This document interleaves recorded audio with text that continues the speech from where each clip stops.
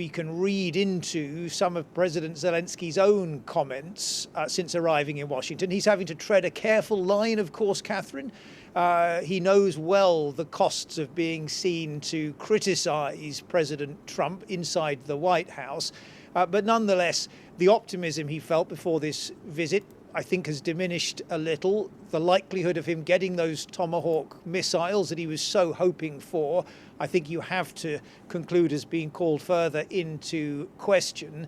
And, in the past few hours, he has posted this on social media. Russia's true readiness for peace lies not in words. Putin was never short of those, he said, but in actually stopping the killings. Frustration from him, I think, that at the time he feels Russia needs punishing with further military action, it's being rewarded with more summitry.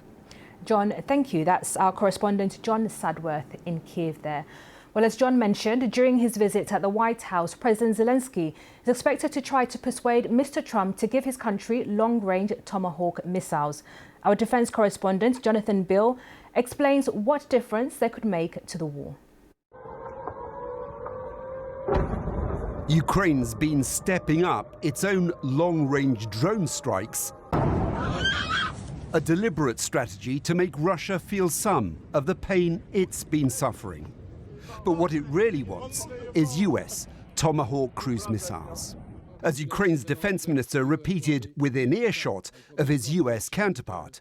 There is one very important issue, long-range missiles, which our partners have. The name of these missiles everyone knows. He's talking about US-made Tomahawk cruise missiles. They're harder to shoot down, travelling at more than 500 miles an hour. They can carry more explosives. They also each cost more than £1 million.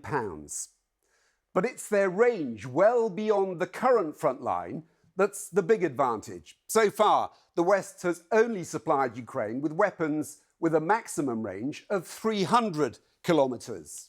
A Tomahawk cruise missile fired from land or sea can travel 8 times that distance, up to 2,500 kilometres.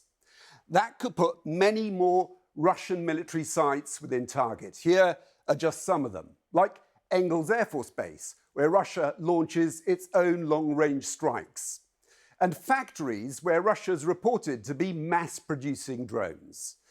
But could Tomahawks dramatically alter the course of this war?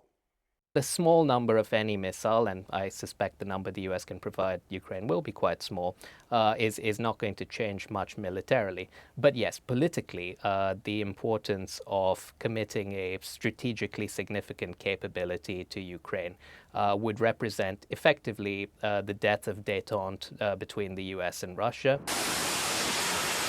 That might give President Trump, who sees himself as a peacemaker, pause for thought. President Putin's already warned him providing Ukraine with Tomahawks will be an escalation. The fact they're still talking suggests a final decision hasn't been made. Jonathan Beale, BBC News.